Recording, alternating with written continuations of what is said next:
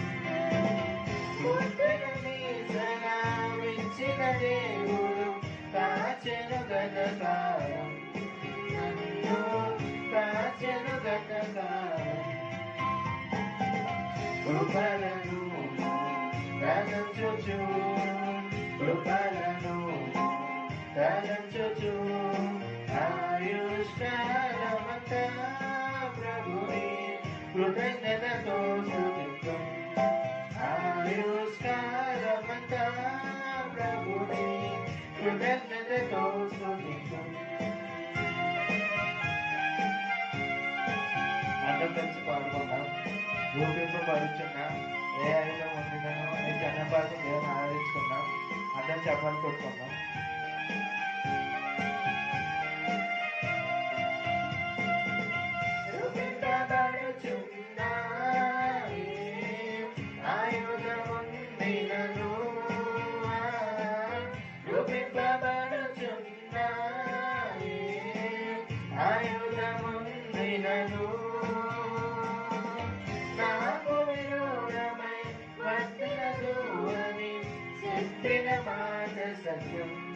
ప్రభువు చెప్పిన మాట సత్యం,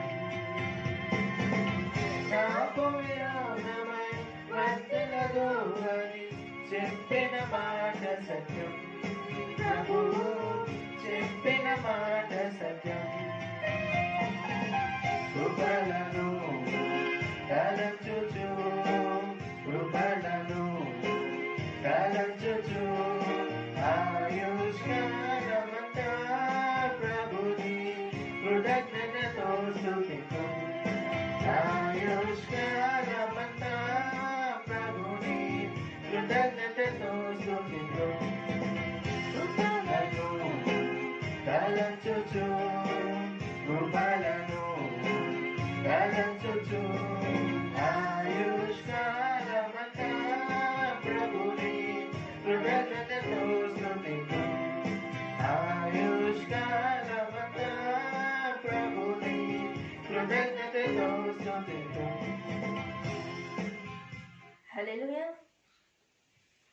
యేసు దేవుని ఆశ్రయించుమా అనే సాంగ్ పాడుకుందాం.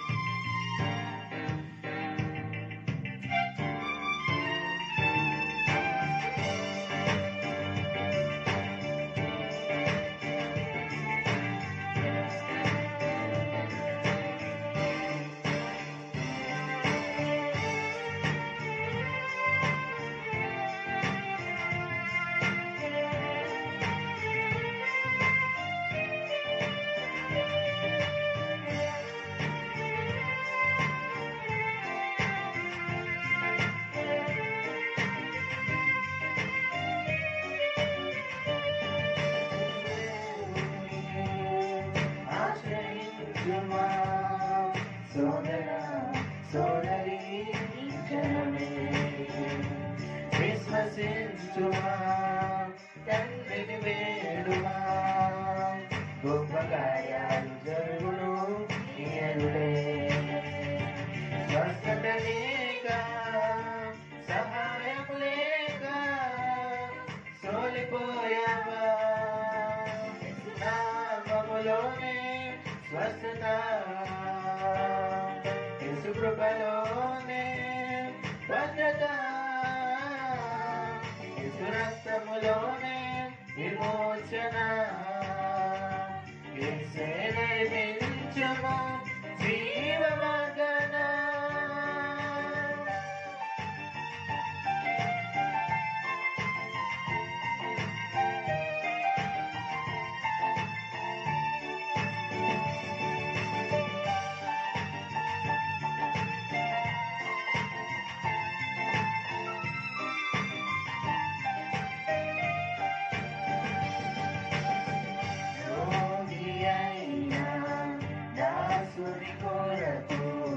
శతాధిపతి యేసు ప్రభువే వేడుకొనెను, మాట మాత్రం సెలవిమ్మనగా విశ్వసించిన ప్రకారమే స్వచ్ఛతను పొందును. విశ్వసించి అడుగుము అద్భుతాలు జరుగును, విశ్వసించి అడుగును అద్భుతాలు జరుగును. యేసునందు విశ్వాసముంచును, యేసునందు విశ్వాసముంచును. యేసు నామములోనే స్వస్థత, యేసు కృపలోనే భద్రత, యేసు రక్తములోనే విమోచన. యేసే నడిపించును జీవ మార్గాన.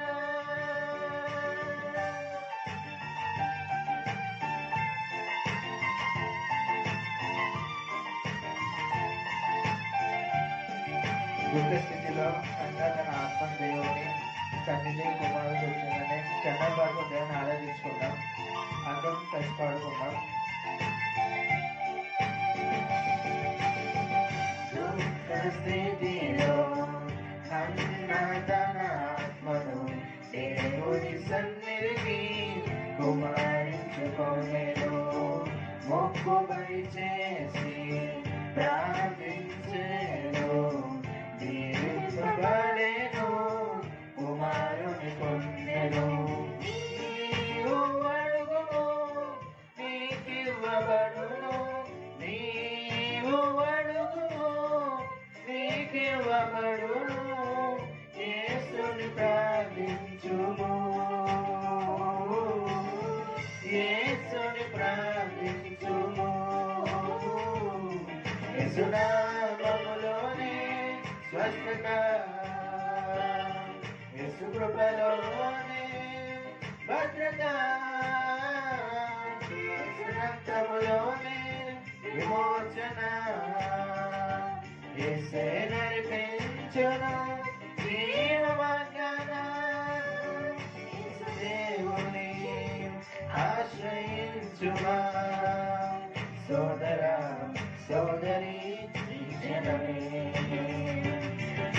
సంతసించుమా తండ్రిని వేడుమా గొప్ప కార్యాలు జరుగును నీ ఎదురే స్వస్థత లేక సహాయము లేక సోలిపోయావా యేసునామములోనే స్వస్థత యేసు కృపలోనే భద్రత యేసు రక్తములోనే విమోచన యేసే నడిపించును జీవమగన నామములోనే స్వస్థత యేసు కృపలోనే భద్రత యేసు రక్తములోనే విమోచన యేసును నడిపించును జీవమగన. హల్లెలూయా. అందరూ కళ్ళు మూసులైతే ఆరాధన చేసుకుందాం. అందరూ కళ్ళు మూసుకుందాం. కొద్ది క్షణాలు మనం దేవుని ఆరాధించుకుందాం. కొద్ది క్షణాలు మనం దేవుని స్తుతించుకుందాం. ఈ వేకువజాన సమయంలో మనం మొదటి సమయం మనం దేవునికి ఇచ్చేవారుగా ఉంటే వీఆర్ సో బ్లెస్డ్. కాబట్టి ఎవరు మౌనంగా ఉండొద్దు. ఈ సమయాన్న అందరూ కళ్ళు మూసినట్లయితే దేవుని ఆరాధించుకుందాం, ఆయన స్తుతించుకుందాం. ఆయన ఆరాధనకు యోగ్యుడు. నీటిపైన నడిచిన గొప్ప దేవుడు మన యేసయ్య. గాలి, నీరు, అగ్ని సమస్తము ఆయన ఏదైతే చెప్తారో దేవుని మాట వినిన వాళ్ళ అవన్నీ. కాబట్టి ఆయన చిత్తంలో మనం నడవడానికి మనం ప్రయాసపడదాం. అన్న కళ్ళు మూసుకుందాం, స్తుతించుకుందాం దేవుణ్ణి. ఆరాధన యేసునికి అనే సాంగ్ పాడుకుని దేవుని ఆరాధించుకుందాం. అందరికి వచ్చిన పాట కాబట్టి మాతో పాటు కలిసి అందరూ చప్పట్లు కొడుతూ దేవుని ఆరాధించుకుందాం.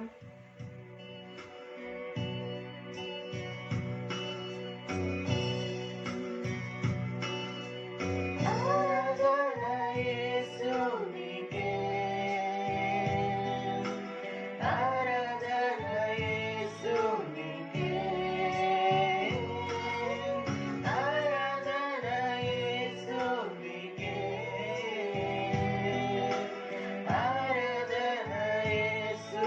యేసునికే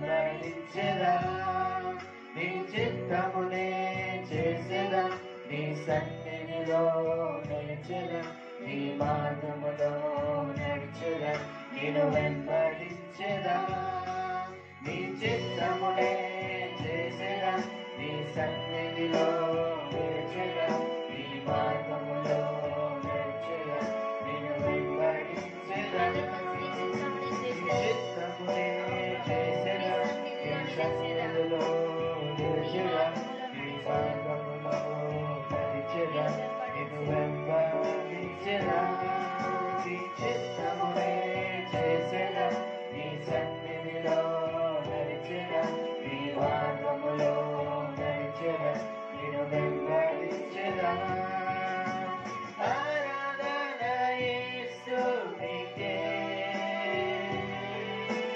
ఆరాధన యేసు నీకే అందరం చెప్దాం ఆరాధన యేసు నీకే ఆరాధన యేసు నీకే ఆరాధన యేసు నీకే ఆరాధన యేసు నీకే ఆరాధన యేసు నీకే అందరం చేతులు పైకి ఆరాధించుకుంటాం ఈ సమయం అవును సభ్యులుగా ఆరాధిస్తాం నీరు అగ్నియు నీ అద్భుత మాటకు లోబరుచునే ఉన్నవి అన్ని వేళలా గాలి నీరు అగ్నియు నీ అద్భుత మాటకు లోబరుచునే ఉన్నవి అన్ని వేళలా ఆరాధన యేసు నీకే ఆరాధన యేసు నీకే ఆరాధన యేసు నీకే ఆరాధన యేసు నీకే నీటిపైన నడిచిన నీ అద్భుత మాటము చూచుచూనే నడిచెదా అన్ని వేళలా నీటిపైన నడిచిన నీ అద్భుత పాదములు చూచుచూనే నడిచెదా అన్ని వేళలా ఆరాధన యేసు నీకే ఆరాధన యేసు నీకే ఆరాధన యేసు నీకే ఆరాధన యేసు నీకే అర్థం చెప్పుకున్నాం రెండు పైకి దేవుని ఆరాధించుకుంటాం ఈ సమయం యేసు నీకే ఆరాధన యేసు నీకే ఆరాధన యేసు నీకే చిత్తమునే చేసెదా నీ సన్నిధిలో నిలిచెదా నీ మార్గములో నడిచెదా నిన్ను వెంబడించెదా నీ చిత్తమునే చేసెదా నీ సన్నిధిలో నిలిచెదా నీ మార్గములో నడిచెదా నిన్ను వెంబడించెదా నీ చిత్తమునే చేసెదా నీ సన్నిధిలో నిలిచెదా నీ మార్గములో నడిచెదా నిన్ను వెంబడించెదా చిత్తమునే చేసెదా నీ సన్నిధిలో నడిచెదా నీ మార్గములో నడిచెదా నిన్ను వెంబడించెదా నీ చిత్తమునే చేసెదా నీ సన్నిధిలో నిలిచెదా నీ మార్గములో నడిచెదా నిన్ను వెంబడించెదా ఆరాధన యేసు నీకే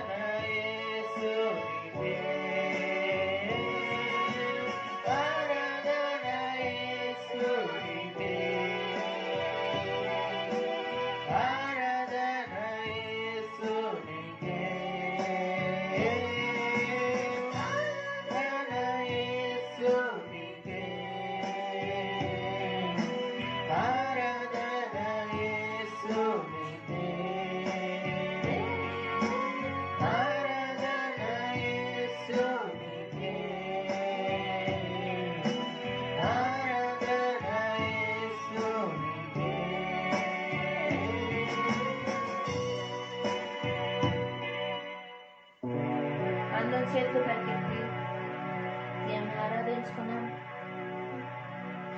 నీ చిత్తమునే చేసేదా, నీ సన్నిధిలో నిలిచెదా, నీ మార్గములో నడిచెదా, నిన్ను వెంబడించెదా. చెప్పుకుందాం. నీ చిత్తమునే చేసేదా, నీ సన్నిధిలో నిలిచెదా, నీ మార్గములో నడిచెదా, నిన్ను వెంబడించెదా. నీ చిత్తమునే చేసేదా, నీ సన్నిధిలో నిలిచెదా, నీ మార్గములో నడిచెదా, నిన్ను వెంబడించెదా. ఆరాధన యేసునికే, ఆరాధన యేసునికే, ఆరాధన యేసునికే,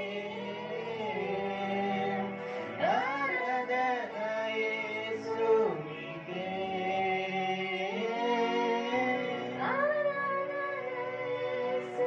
అందరం కలిసి పాడుకుందాం.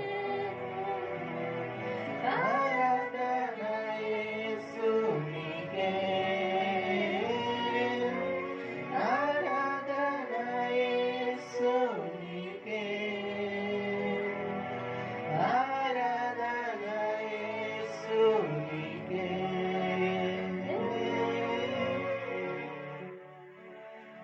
అవును ప్రభా, మీకే ఆరాధన, మీకే స్తుతి తండ్రి, మీకే సమస్తము ఘనత మహిమ మీకే చెల్లిన తండ్రి. వివేకోజాన్ సమయం ప్రభావ మిమ్మల్ని ఆరాధించడం ఇచ్చిన మంచి సమయం బట్టి మీకు వేలాది వందనాలు తండ్రి. ఎవరైతే మనస్ఫూర్తిగా ఆరాధన చేస్తున్నారో ప్రభా, వారిని ముట్టండి ప్రభా, మీకే స్తుతించి ఆరాధించుం తండ్రి. మా దేహం మీ ఆలయం ప్రభా, మా సర్వం మీకే అంకితం తండ్రి. ఈ సమయంలో తండ్రి మా జీవితంతో మీకే సమర్పిస్తున్నాం ప్రభా. అందరూ ఆరాధించుకుందాం, అందరూ స్తుతించుకుందాం. నీకే సమస్త ఆరాధన మహిమ తండ్రి ప్రభా. స్తుతించి ఆరాధించేద్దాం. సర్వోన్నతుడు అనే సాంగ్ పాడుకుని దేవుని ఆరాధించుకుందాం.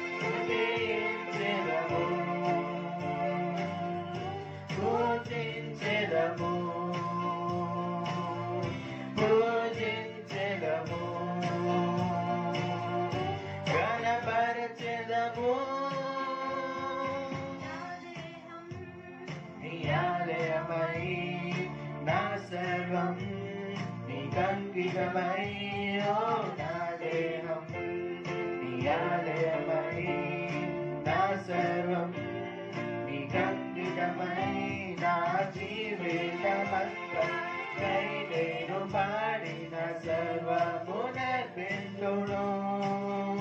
నా జీవితమంతా నీకై నేను పాడిన సర్వమునర్పింతును యేసయ్యా నా యేసయ్యా నీవేగా అర్హుడవు యేసయ్యా నా యేసయ్యా నీవేగా అర్హుడవు స్తుతించెదము స్తోత్రించెదము పూజించెదము గణపరచెదము స్తుతించి ఆరాధింతును సర్వోన్నతుడా స్తుతించి గణపడతును మహోన్నతుడా ప్రతి క్షణము నీ సముఖములో అనుదినము నీ అడుగులలో ప్రతి క్షణము నీ సముఖములో అనుదినము నీ అడుగులలో నా జీవితమంతా నీకై పాడిన సర్వమునర్పింతును నా జీవితమంతా నీకై నేను పాడిన సర్వమునర్పింతును జీవితమంతా నీకై నేను పాడిన సర్వమునర్పింతును నా జీవితమంతా నీకై నేను పాడిన సర్వమునర్పింతును యేసయ్యా నా యేసయ్యా నీవేగా అర్హుడవు యేసయ్యా నా యేసయ్యా నీవేగా అర్హుడవు స్తుతించెదము స్తోత్రించెదము పూజించెదము గణపరచెదము స్తుతించి ఆరాధింతుము సర్వోన్నతుడా స్తుతించి గణపరతును మహోన్నతుడా స్తుతించి ఆరాధింతును సర్వోన్నతుడా స్తుతించి గణపరతును మహోన్నతుడా యేసయ్యా నా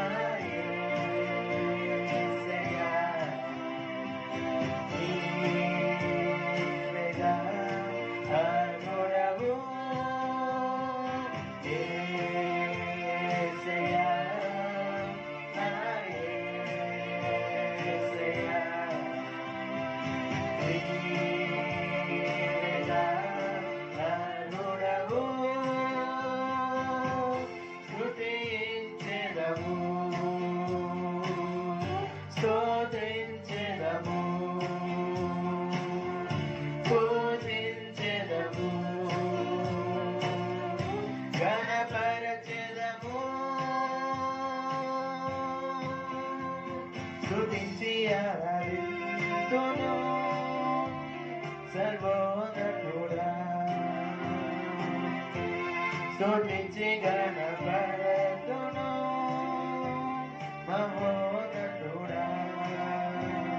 స్తుతించి ఆరాధింతును సర్వోన్నతుడా స్తుతించి గణపడుతును మహోన్నతుడా నా దేహం నీ ఆలయమై నా సర్వం నీకంకితమై నా దేహం నీ ఆలయమై నా సర్వం నీకంకితమై నా జీవితమంతా నీకై నేనుగా నా సర్వము నర్పింతును నా జీవితమంతా నీకై నేను పాడి నా సర్వము నర్పింతును యేసయ్యా నా యేసయ్యా నీవేగా అర్హుడవు యేసయ్యా నా యేసయ్యా నీవేగా అర్హుడవు స్తుతించెదము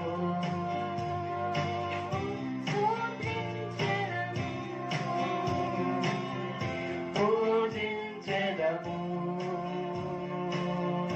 గణపరచెదము స్తుతించి ఆరాధింతును సర్వోన్నతుడా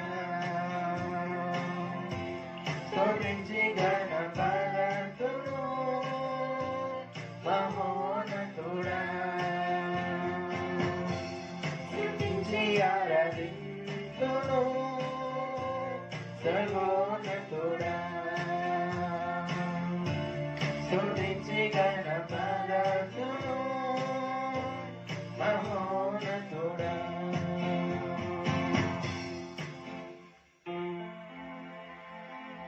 అవును తండ్రి, మీకే స్తుతులు తండ్రి, మీకే సర్వము సమస్తము మీకే చిరం తండ్రి. ఇసే ప్రతి క్షణం మీ సముఖంలో తండ్రి, ఇసే ప్రతి దినము మీ అడుగులలో మేము నడుచుకోవడానికి మాకు సహాయం దయచండి ప్రభా. ఇసే మరణకరమైన దినములలో ప్రభా, ఇసే మమ్మల్ని మీరు ఎక్కడ కింద భద్రపరిచి తండ్రి, ఇసే ఎలాంటి అపాయము మా దగ్గరికి రాకుండా తండ్రి, ఇసే మీరు కాచి కాపాడిన విధానం బట్టి మీకు వేలాది వందనాలు ప్రభా. ఆరాధన సమయం అయిపోయింది, మనం ప్రార్థించుకుందాం దేవుని. ఈ కొద్ది క్షణం ఈ ఒక 2 నిమిషాలు మనం దేవుని అడుగుదాం.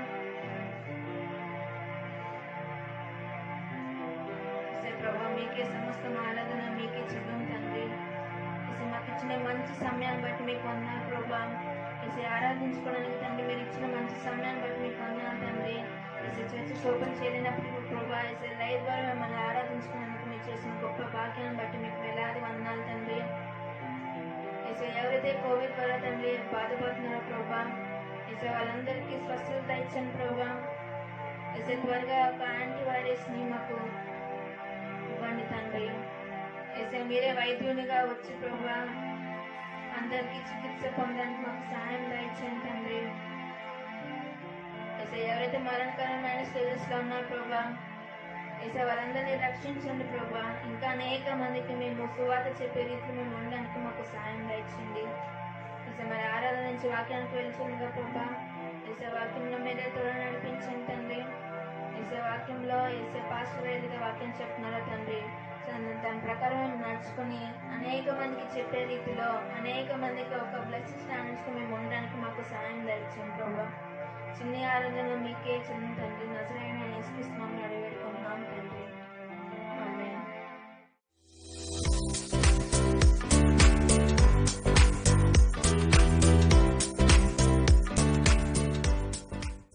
Praise the Lord. ప్రభు అయినటువంటి యేసుక్రీస్తు నామములో మీ అందరికి కూడా వందనాలు చెల్లిస్తున్నాను. మరి ఆదివారపు సమయము ప్రభు మనకి ఇచ్చినటువంటి మంచి సమయము. ఇంతవరకు ఎంతగానో ప్రభువును మనం స్తుతించాం, ఆరాధించాం. మరి ఉదయకాల సమయంలో దేవుని యొక్క వాక్యంలోకి వెళ్ళడానికి ముందుగా చిన్న ప్రార్థన చేసుకుందాం. అందరూ కూడా ప్రార్థన పూర్వకంగా దేవుని యొక్క వాక్యాలకు మనం వెళ్ళాలని సిద్ధపడతాం. మా పరిశుద్ధుడానికి స్తోత్రాలు వందనాలు చెల్లించుకుంటూ ఉన్నా. గడిచిన దినములన్నీ కూడా ప్రభా మమ్మల్ని ఎంతగానో కాపాడి ఉన్నారు. మీకు స్తోత్రాలు చెల్లించుకుంటూ ఉన్నా. ప్రభా ఎన్నో బలహీనతల నుంచి మమ్మల్ని విడిపిస్తూ నీ బలముతో మమ్మల్ని నడిపిస్తూ ఉన్నారు. మీకు స్తోత్రాలు. పరిశుద్ధాత్మ నీ ఆత్మీయ బలాన్ని బట్టి మీకు వందనాలు చెల్లించుకుంటూ ఉన్నా. మీ నడిపింపును బట్టి మీకు స్తోత్రాలు చెల్లించుకుంటూ ఉన్నా. ఇక ప్రభా ఉదయకాల సమయంలో మరొక ఆదివారపు సమయాన్ని ఇచ్చాం. మరి సంఘమంతా కూడా వారి వారి గృహాల్లో ఉంటుండగా తండ్రి ఈ లైవ్ కార్యక్రమం ద్వారా మేము ఏక మనసుతో ఏకాత్మతో మిమ్మల్ని ఆరాధించే హృదయాన్ని మాకు ఇచ్చారు. మీకు స్తోత్రాలు చెల్లించుకుంటూ ఉన్నాను. ఉదయకాల సమయంలో పరిశుద్ధాత్మ నీ ఆత్మతో మమ్మల్ని నింపండి, నీ అభిషేకంతో మమ్మల్ని నింపండి. నీ శక్తిగల నామములో ప్రభా మమ్మల్ని నడిపించండి. నీ వాక్యమును అర్థం చేసుకునే మనస్సును మాకు దయచేయండి. నీ వాక్యము మాకు జీవము, నీ వాక్యమే మాకు బ్రతుకు, నీ వాక్యము మాకు వెలుగు. బలహీన సమయాల్లో మాకు శక్తినిచ్చేది నీ వాక్యమే. ప్రభా నువ్వు మాట్లాడితే మాకు బలము కలుగుతుంది. సహాయం దయచేయండి, కృప చూపించమని ప్రభా వింటున్నటువంటి బిడ్డలందరి మనసులో మీరు ప్రేరేపించి వారితో మీరు ఏం మాట్లాడాలనుకుంటున్నారో ప్రభా ఆ విషయాలు వారు తెలుసుకోవడానికి సహాయం చేయమని యేసుక్రీస్తునామములో ప్రార్థిస్తున్నాం తండ్రి. ఆమేన్. ప్రైజ్ లార్డ్ అండి. మరి ఉదయకాల సమయంలో దేవుని యొక్క వాక్యాన్ని మనం చూసుకుందాం. గడిచినటువంటి కొన్ని వారముల నుంచి కూడా అనగా ఆదివారంలో మనము ప్రత్యేకముగా మనము నీతిమంతుని జీవితంలో వచ్చే శ్రమల గురించి మనము ధ్యానం చేస్తూ ఉన్నాం. దేవుని నీతిలో మనం జీవిస్తూ ఉన్నప్పుడు అనగా ప్రభువైనటువంటి యేసుక్రీస్తుని విశ్వాసము ద్వారా స్వంత రక్షకుడిగా మనం అంగీకరించి నమ్మి బాప్టిజం తీసుకున్నప్పుడు దేవుని నీతిలోకి మనం వెళ్ళాం. దేవుని నీతిలో మనం జీవిస్తూ ఉన్నప్పుడు, దేవుని నీతిలో మనం ప్రయాణం చేస్తూ ఉన్నప్పుడు, దేవుని బిడ్డలుగా, దేవుని కుమార్తెలుగా, దేవుని కుమారులుగా, దేవుని కుటుంబాలుగా, దేవుని ప్రజలుగా, దేవుని జనాంగానుగా మనము మన జీవితాలను నడిపించుకుంటూ ఉంటున్నప్పుడు అనేకమైనటువంటి శ్రమలు కూడా మనకు కలుగుతూ ఉంటాయి. చాలాసార్లు క్రైస్తవ జీవితాల్లో శ్రమలు ఉంటాయా అని మనకు ఒక ప్రశ్న. కానీ బైబిల్ ఏం చెప్తుందంటే లోకస్తులకు ఎటువంటి శ్రమలు వస్తున్నాయో దేవుని బిడ్డలకు కూడా అటువంటి శ్రమలే కలుగుతాయి. ఒక విధంగా చెప్పాలంటే లోకంలో ఉన్న వారి కంటే కూడా దేవుడితో ఉన్నటువంటి వారికి కొంచెం ఎక్కువగానే శ్రమల కొలిమిలోంచి నడవలసిన పరిస్థితులు వస్తాయి. అవి ఎందుకు అన్నటువంటి విషయం మనకు అర్థమవుతేనే మనం ప్రభువుతో ఒక మంచి జీవితాన్ని మనం జీవించగలం. విశ్వాస జీవితంలో మనం ముందుకు వెళ్ళగలుగుతాం. నా ప్రియ దేవుని సంగమా, మరి గడిచినటువంటి దినాల్లో మనం అనేకమైనటువంటి అంశాలు నీతిమంతుల జీవితంలో మనం వెళ్తున్నప్పుడు ఎందుకు శ్రమలు కలుగుతాయి అనేటువంటి అనేకమైన విషయాలు మొట్టమొదటిగా మనం చెప్పుకున్నాం. మనం ఏ నీతితో అదే కోస్తాం. కొన్నిసార్లు దేవుని నీతిలో మనం వెళ్తున్నప్పుడు దేవునికి వాక్యానికి వ్యతిరేకంగా మన ఇష్టానుసారంగా జీవిస్తున్నప్పుడు ఆ వ్యతిరేకమైనటువంటి పంటనే మనం కోస్తూ ఉంటాం. దానివల్ల మనకి అది ఇబ్బందిగా ఉంటుంది, అది మనకి శ్రమగా అనిపిస్తుంది అనే సత్యాన్ని మనం ఆల్రెడీ ధ్యానం చేసుకున్నాం. అలాగనే విశ్వాస జీవితానికి దేవుడు పరీక్ష పెడుతూ ఉంటాడు, పరిశోధిస్తూ ఉంటాడు. విశ్వాస జీవితానికి పరీక్ష లేకుండా అభివృద్ధి లేదు. దేవుడు ఒక ఆశీర్వాదం మనకి ఇవ్వాలంటే, ఒక అభివృద్ధిలోకి మనం నడిపించాలంటే, ఒక ఉన్నతమైన స్థాయిలను మనం తీసుకుని వెళ్ళాలంటే, ఒక మెట్టుకి పైకి తీసుకుని వెళ్ళాలంటే మన విశ్వాస జీవితానికి పరీక్ష.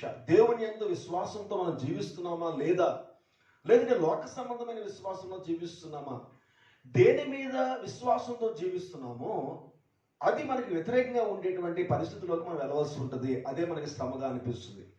అంటే దేవుని యందు ఉన్న విశ్వాసము ఉద్యోగం మీద పెట్టుకున్నాం అనుకో, ఉద్యోగంలో నుంచి కొన్ని ఇబ్బందులు నీకు వస్తాయి, చాలా వ్యతిరేకతలు వస్తాయి, మనశ్శాంతి లేకుండా వచ్చే పరిస్థితి. ఎందుకంటే నీవు ఆ ఉద్యోగమునందున్న విశ్వాసంలో నుంచి దేవుని యందున్న విశ్వాసంలోనికి నువ్వు వెళ్తావా, లేదంటే ఉద్యోగమునందు విశ్వాసంతో నువ్వు జీవిస్తున్నావు అంటే ఒక చిన్న పరీక్ష వరకు నువ్వు దేని మీద ఆధారపడుతున్నావో, దేని మీద అయితే ఎక్కువ కాన్సన్ట్రేషన్ చేస్తున్నావో, దేని మీద అయితే అధికమైన ఆసక్తి కలిగిస్తున్నావో. అంటే ఎగ్జాంపుల్ మనం చూసినట్లయితే మనం అబ్రహాం జీవితంలో చూసుకున్నాం. అబ్రహాం గురించి ఏమంటాడు, నువ్వు అత్యధికముగా నువ్వు ప్రేమించుచున్నా నీ కుమారుణ్ణి అంటాడు.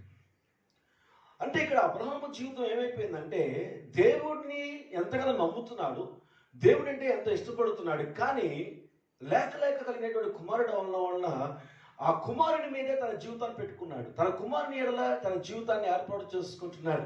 తన కుమారుణ్ణే ప్రేమించడం మొదలు పెడుతున్నాడు. కాబట్టి ఇప్పుడు అక్కడితో ఆగిపోలేదు అబ్రహాము జీవితం. ఇస్సాకును ఆశీర్వదించాలి, ఇస్సాకు తర్వాత యాకోబును ఆశీర్వదించాలి, యాకోబు తర్వాత ఇశ్రాయేలు జనాంగముగా దేవుడు ఆశీర్వదించాలి. ఇలాగా దేవునికి ప్రణాళికలు చాలా ఉన్నాయి అబ్రహాము యొక్క సంతానము నుంచి. ఇక్కడ అబ్రహాముని దేవుని యందు విశ్వాసంలో లేకపోతే, తన కుమారుని అందే ఆ ప్రేమ ఆ విశ్వాసం కలిగిన జీవితంలో ఉన్నట్లయితే దేవుని యొక్క ప్రణాళికలు అబ్రహాము యొక్క కుటుంబంలో నుంచి నెరవేర్చబడడానికి అవకాశం లేదు. సో అందుకని ఏం చేశాడంటే, అబ్రహాము దేవుని యందు విశ్వాసంతో ఉంటున్నాడా లేదా, నిజంగా దేవుని యందు విశ్వాసం కంటే కూడా తన కుమారుని ఎక్కువగా ప్రేమిస్తున్నాడు అనేటువంటి అంశాన్ని పరీక్షించడానికి, నీకు ఇష్టమైన నువ్వు ప్రేమించుచున్న నీ కుమారుని నాకు ఇచ్చేయని ఒక పరీక్ష పెట్టాడు. గొప్ప విషయం ఏంటంటే, దేవుని కంటే కూడా కుమారుని ఎక్కువగా ప్రేమించలేదు అబ్రహాము, కుమారుడి కంటే కూడా దేవుణ్ణి ఎక్కువగా ప్రేమించడం అన్నది రుజువు చేసుకున్నాడు అక్కడ.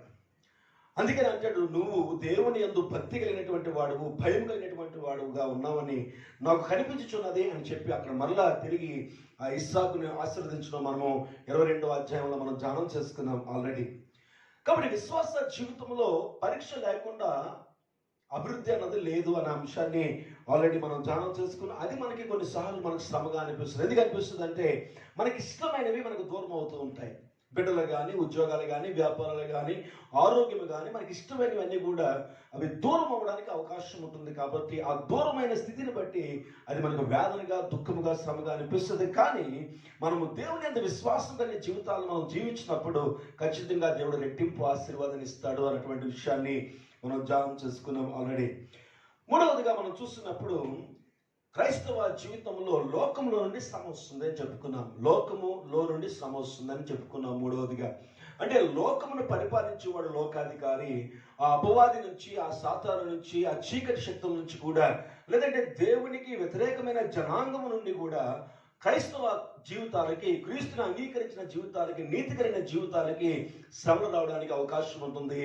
అది మనకి వేదనగా ఉంటుంది అన్నటువంటి విషయాన్ని గురించి కూడా మనం మూడవదిగా మనం ఆల్రెడీ మనము ధ్యానం చేసుకున్నాం. ఈరోజు నాలుగవదిగా ఇంకొక అంశాన్ని, నీతిమంతుని మీదకి వచ్చే శ్రమల గురించి మనం ధ్యానం చేసినటువంటి నాలుగవ అంశంగా 119వ కీర్తన ధ్యానం చేసుకుందాం మనం ఈరోజు. బైబిల్స్ ఉంటే త్వరగా బైబిల్ తీయడానికి ప్రయత్నం చేయండి. 119వ కీర్తన 67వ వచనంలో మనం చూసినట్లయితే, సామ్స్ 119:67లో మనం చూసినట్లయితే దానికి మనకు ఒక సమాధానం మనకు కనిపిస్తుంది. చూడండి 119వ అధ్యాయము 67వ వచనము, శ్రమ కలగ మునుపు నేను త్రోవ విడిచిదని, ఇప్పుడు నీ వాక్యమును అనుసరించి నడుచుకొనుచున్నాను అని ఎజ్రా ద్వారా రాయబడినటువంటి కీర్తన భాగములో పరిశుద్ధాత్మ దేవుని యొక్క లేఖనాలు మనకు కనిపిస్తున్నాయి. నా ప్రియ దేవుని సంఘం ఇక్కడ ఏమంటున్నాడంటే, శ్రమ కలగక మునుపు నేను త్రోవ విడిచితిని, ఇప్పుడు నీ వాక్యమును అనుసరించి నడుచుకొనుచున్నాను. 71వ వచనంలో 72వ వచనంలో కూడా మనం చూసినట్లయితే అదే అధ్యాయంలో, నేను నీ కట్టడలను నేర్చుకున్నట్లు శ్రమ నుండి ఉండుట నాకు మేలయను, వేల కొలది వెండి బంగారు నాణెముల కంటే నీవిచ్చిన ధర్మశాస్త్రము నాకు మేలు. నా ప్రియ దేవుని సంఘమా, ఇక్కడ ఏమని మాట్లాడుతూ ఉన్నాడంటే, నాలుగవదిగా దేవుని యొక్క వాక్యానికి నువ్వు ఎక్కడైతే దూరం అయిపోతున్నావో, దేవుని యొక్క వాక్యానుసారమైన జీవితానికి నువ్వు ఎక్కడైతే దూరం అయిపోతున్నావో, తిరిగి ఆ వాక్యంలో నేను కట్టడానికి, ఎందుకంటే వాక్యము నేను బ్రతికిస్తుంది, దేవుని వాక్యము నేను బ్రతికిస్తుంది. దేవుని వాక్యానుసారమైన జీవితంలో నువ్వు జీవించినప్పుడే నువ్వు బ్రతకగలుగుతావు. కొన్నిసార్లు ఏం చేస్తామంటే, దేవుని వాక్యాన్ని నిర్లక్ష్యం చేస్తూ ఉంటాం, దేవునికి ఉద్దేశాన్ని నిర్లక్ష్యం చేస్తూ ఉంటాం. మన ఇష్టానుసారంగా జీవించడానికి మనం వెళ్ళిపోతూ ఉంటాం, ప్రయాణం సాగిపోతూ ఉంటుంది. నువ్వేమో నీతిమంతుడివి, దేవుని నీతి నీ దగ్గర ఉంది, దేవుని ఆశీర్వాదాలకు వారసుడిగా దేవుని పిలుచుకున్నాడు, దేవుని యొక్క ప్రణాళికలు చాలా నీడలు జరగాలి. నువ్వు చూస్తేనేమో నీ ఇష్టానుసారంగా జీవిస్తూ ఉంటావు. ఇప్పుడు దేవుని యొక్క ఉద్దేశం ఏంటంటే, నువ్వు తిరిగి దేవుని వాక్యంలో కట్టబడ్డానికి, నువ్వు తిరిగి దేవుని వాక్యానుసార జీవితంలో కట్టబడ్డానికి, నువ్వు మరలా తిరిగి దేవునికి దగ్గరగా నువ్వు కట్టబడ్డానికి, ఎక్కడైతే దేవుని చిత్తానికి నువ్వు దూరం అయిపోతున్నావో, దేవుని వాక్యానికి నువ్వు దూరం అయిపోతున్నావో, దేవుని ఉద్దేశానికి దూరం అయిపోతున్నావో, మళ్ళీ తిరిగి ఆ ఉద్దేశంలోనికి, ఆ ప్రణాళికల్లోనికి, ఆ వాక్యంలోనికి నువ్వు తిరిగి రావడానికి కొన్ని శ్రమలు నీకు అనుమతినిస్తాడు. నా ప్రియ దేవుని సంగమా, క్రైస్తవ జీవితంలో 4వ అంశం ఏమిటంటే, నీవు దేవుని వాక్యంలో నిలబడడానికి ఎక్కడైతే నువ్వు దూరం అయిపోతున్నావో, దేవుని వాక్యాన్ని విడిచిపెట్టి ఎక్కడైతే నువ్వు ఉంటున్నావో, ఆ దేవుని వాక్యము మరలా తిరిగి నీ జీవితంలో నెరవేర్చబడ్డానికి, నువ్వు మరలా దేవుని వాక్యంలో కట్టబడ్డానికి శ్రమకి అనుమతిస్తాడు. అదే ఇక్కడ చెప్తున్నాడు. ఏమంటున్నాడు?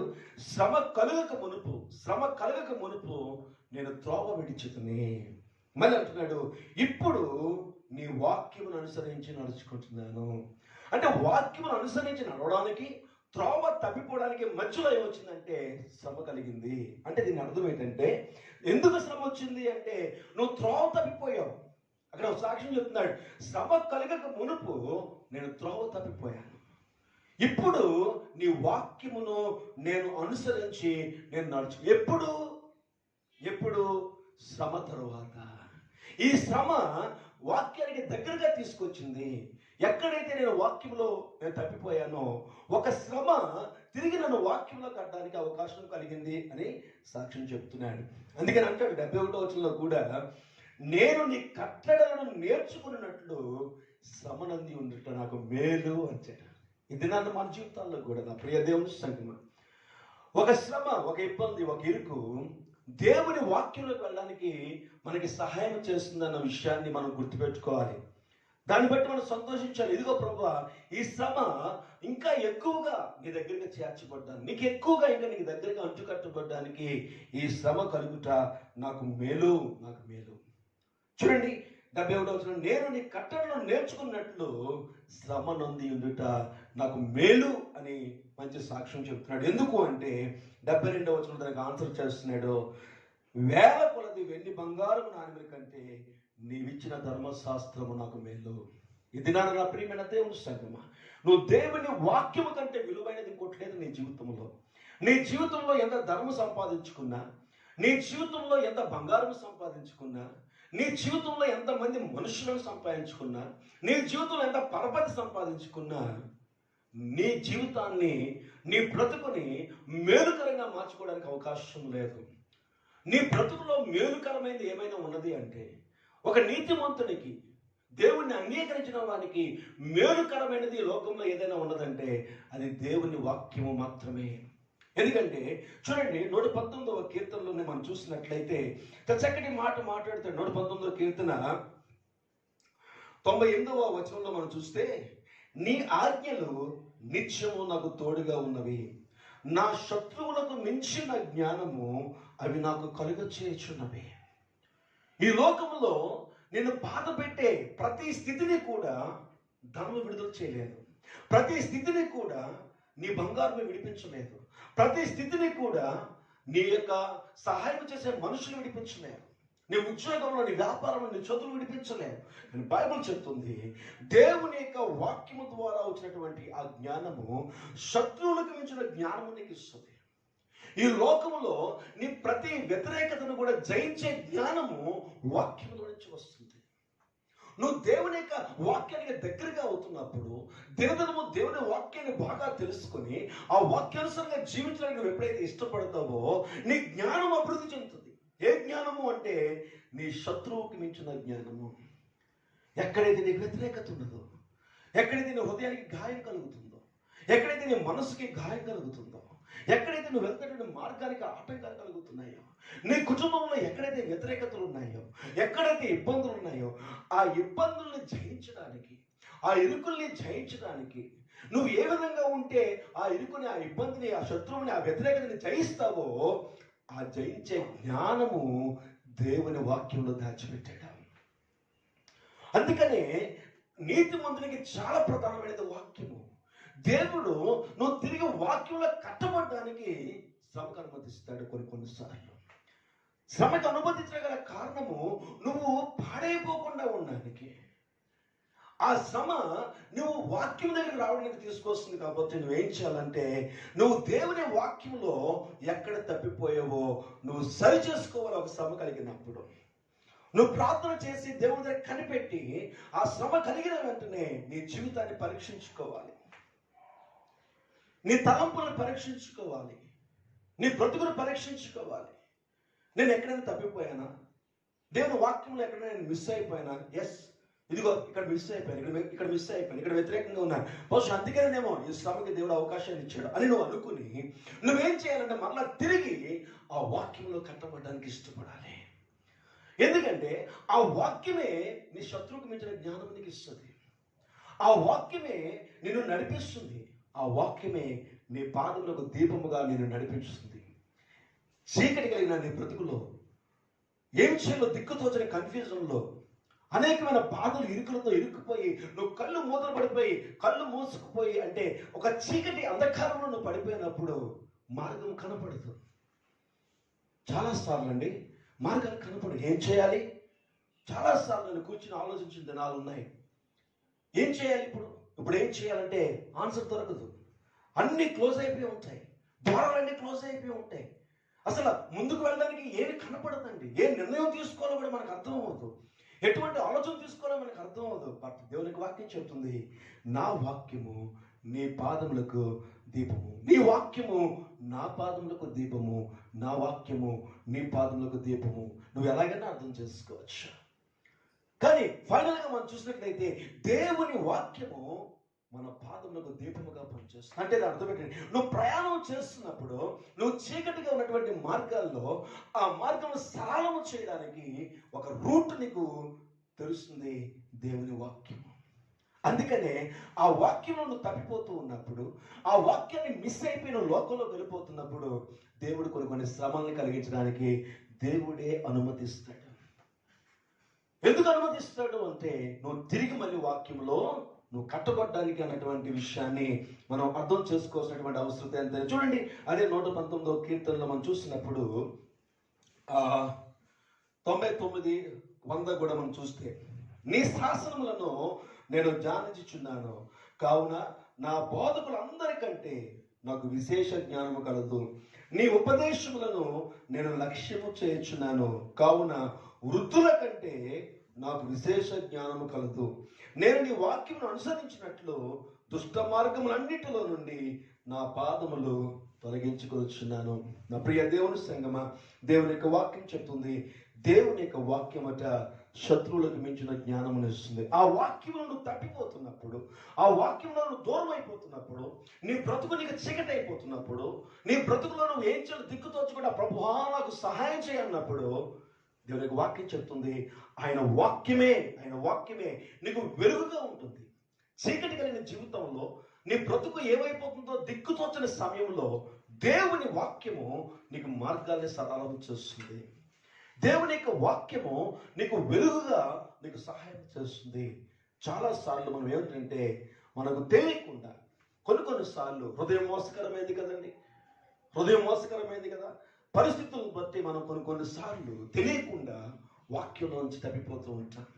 దేవుని వాక్యానికి దూరం అయిపోతూ ఉంటాం. అన్నీ తెలుసు అనుకుంటాం. నేనే అనుకుంటాను చాలాసార్లు, నేను అన్ని తెలుసు అనుకుని వెళ్తుంటాను. కొన్నిసార్లు కొన్ని శ్రమలు వచ్చినప్పుడు ఒకసారి ఆగి చూస్తే నేను వాక్యంలో తప్పిపోయి ఉంటాను ఎక్కడో చోట. అప్పుడు మరలా నేను ఏం చేస్తానంటే ఆ రాత్రి కూర్చొని ప్రార్థన చేస్తాను, ఇదిగో ప్రభువా ఈ వాక్యంలో నేను ఈ విధంగా తప్పిపోయాను. కొన్నిసార్లు ఆర్థికమైన విషయాలు తప్పిపోతూ ఉంటాను. కొన్నిసార్లు నేను ఖర్చు పెట్టకూడనటువంటి ఖర్చులు కూడా చేసినటువంటి విషయాలను గమనిస్తూ ఉంటాను. దేవునికి వాక్యం చెప్తుంది, దేవుడు మనకి ఇచ్చిన ప్రతి రూపాయి కూడా లెక్క ఉంది. దేవునికి ప్రతి రూపాయికి లెక్క ఉంది. మనకి దేవుడు డబ్బులు ఇచ్చాడు కదా ఇష్టం వచ్చినగా ఖర్చు పెట్టడానికి లేదండి. మనం ఖర్చు పెట్టే ప్రతి రూపాయికి కూడా దేవుడు ఒక దిన లెక్క అడుగుతాడు. కొన్నిసార్లు నాకు వచ్చినటువంటి ధనాన్ని నేను బహుశా నాకు తెలియకుండా నా పిల్లలకో నా కుటుంబానికో కొంచెం ఎక్కువగా నేను స్పెండ్ చేస్తున్నప్పుడు ఒక చిన్న శ్రమ, కొన్ని ఆర్థికపరమైన ఇబ్బందులు వస్తాయి. వెంటనే కూర్చుని ఆలోచిస్తాను, ప్రభువా ఏం చేస్తాను, ఎందువల్ల అంటే ఇదిగో నేను నీకు ఇచ్చిన ధనాన్ని నువ్వు విధంగా ఖర్చు పెట్టలేదు, ఈ విధంగా ఖర్చు పెట్టాలి, ఈ విధంగా ఖర్చు పెట్టాలని చెప్పినప్పుడు ప్రభువా నన్ను క్షమించు అని చెప్పి మరలా నేను వెరీ నెక్స్ట్ మినిట్ ఏం చేస్తానంటే ఆ తర్వాత వచ్చిన ప్రతి రూపాయిని కూడా చాలా జాగ్రత్తగా ఖర్చు పెట్టడానికి ఇష్టపడతాను. ఎప్పుడైతే అలా ఇష్టపడతానో దేవుడు నన్ను ఐశ్వర్యవంతుడిగా తయారు చేయడం ప్రారంభించాడు. నా ప్రియమైన దేవుని సంగమా, ప్రారంభ దినాల్లో ఎంత వచ్చినప్పుడు కూడా కనిపించేది కాదు, ఆర్థికంగా చాలా ఇబ్బంది అవుతూ ఉండేది. కానీ ఈ దినాన ఎప్పుడు కూడా ఇతరులకి సహాయం చేసేంతగా దేవుడు వర్ధల చేస్తున్నాడు, ఇతరులకు సహాయం చేసేంతగా ధనాన్ని ఇస్తూ ఉన్నాడు. నా ప్రియ దేవుని సంగమా, ఎప్పుడు వచ్చింది అంటే చాలా శ్రమల తరువాత నేను నేర్చుకున్నటువంటి వాక్యం. నేను ఖర్చు పెట్టే ₹1 కూడా అవతల వాళ్ళకి ఇచ్చినప్పుడు చాలా జాగ్రత్తగా ఆలోచించేస్తాను. ఈ రోజున పాస్టర్లు కూడా సహాయం చేస్తున్నప్పుడు అదేదో సహాయం కోసం అడిగితే వెంటనే ఇవ్వరండి. మేము కార్ వేసుకుని ఆ ప్రాంతానికి వెళ్తాం. ఆ పాస్టర్ గారికి ఇచ్చేది 500, ఆ పాస్టర్ గారికి ఇచ్చేది ₹1000, ఆ పాస్టర్ గారికి ఇచ్చేది 2000. కానీ మేము ఇక్కడి నుంచి ఒక 1000-2000 పెట్రోల్ వేసుకొని వెళ్ళి ఆ పాస్టర్ గారి యొక్క స్థలానికి వెళ్ళి ఆ ఇంటిని చూసి, ఆ వాతావరణం చూసి, వారి కుటుంబాన్ని చూసి, వారితో మాట్లాడి వీరికి నిజంగా అవసరం ఉందా లేదా, వీరికి నిజంగా నీడ్ ఉందా లేదా అన్నది పరిశీలించుకొని అప్పుడు మేము వారికి సహాయం చేయడం ప్రారంభిస్తాం.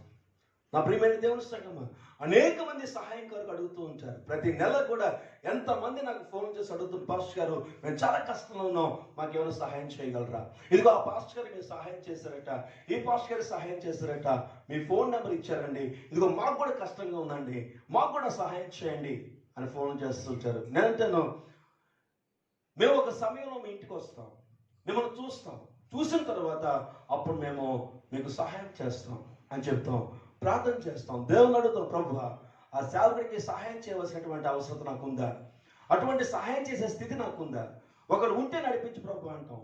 దేవునికి ఉద్దేశం లేకపోతే బ్రేక్ అయిపోద్ది.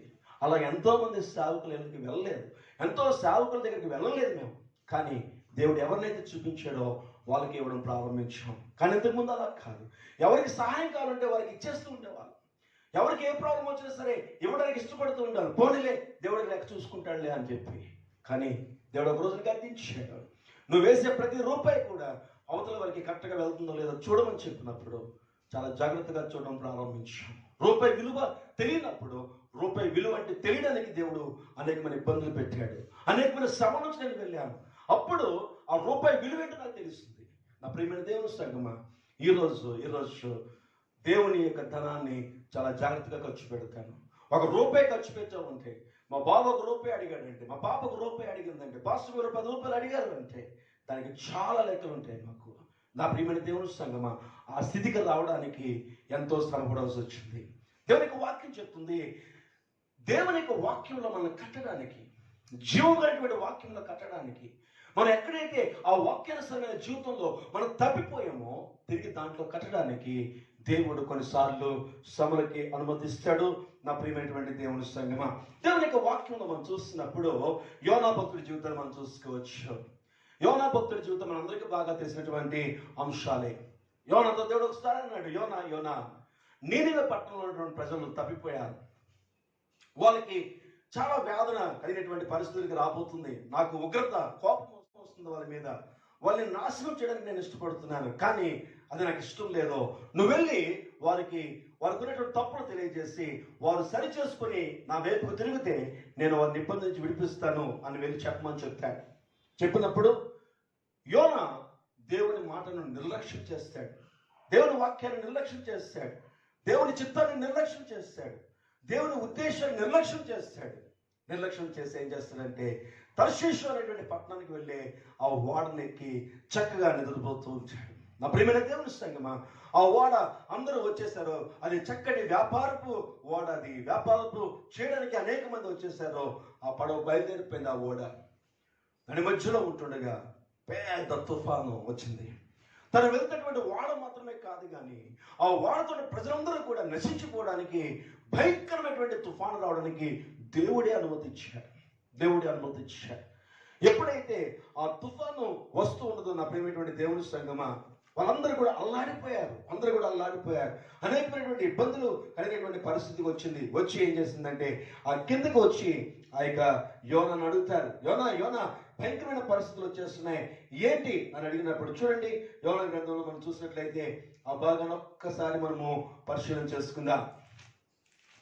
యోనా గ్రంథము మనందరికీ బాగా తెలిసినటువంటి వచనాలు అధ్యాయం అయినప్పటికీ కూడా ఒకసారి మనం చూసుకుందాం. 1వ అధ్యాయంలో మనం చూసినట్లయితే ఆ 2-3వ వచనంలో, అయితే యెహోవా సన్నిధిలో నుండి తర్షీషు పట్టణమునకు పారిపోవాలని యోనా యొప్పేకు పోయి తర్షీషునకు పోవు ఒక ఓడను చూచి ప్రయాణమునకు కేవిచ్చి యెహోవా సన్నిధిలో నిలవక ఓడవారితో కూడి తర్షీషునకు పోవునకు ఓడెక్కాను. అయితే 4వ వచనం చూద్దాం.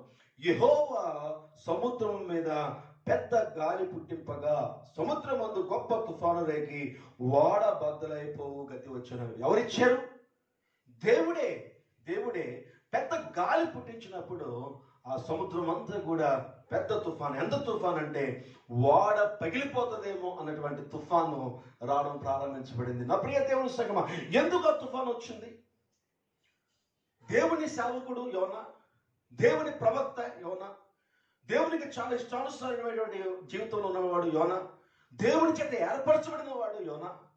అక్కడ వాళ్ళందరికీ కూడా బహుశా తెలియకపోతే ఆ తర్వాత ఒకరు మనలాంటి ఎవరు ఉంటే ఈయన గొప్ప సేవకుడు కదా అన్నటువంటి విషయాన్ని మనకు అర్థం చేసుకోవచ్చు. ఈ దినాల్లో కానీ అదే యోనా వెళ్తున్న పడవ ఒకరు పెద్ద తుఫానుగా చిక్కుకుపోతే దేవుని సేవకుడు, దేవుని ప్రవక్త, ఎందుకు అంత భయంకరమైనటువంటి తుఫాను వచ్చిందో కదా అని అనుకోవచ్చు. కానీ నా ప్రియమైన దేవుని సంగమా, దానికి గల కారణం ఏంటంటే యోనా దేవుని చిత్తంలోంచి తప్పిపోతున్నాడు.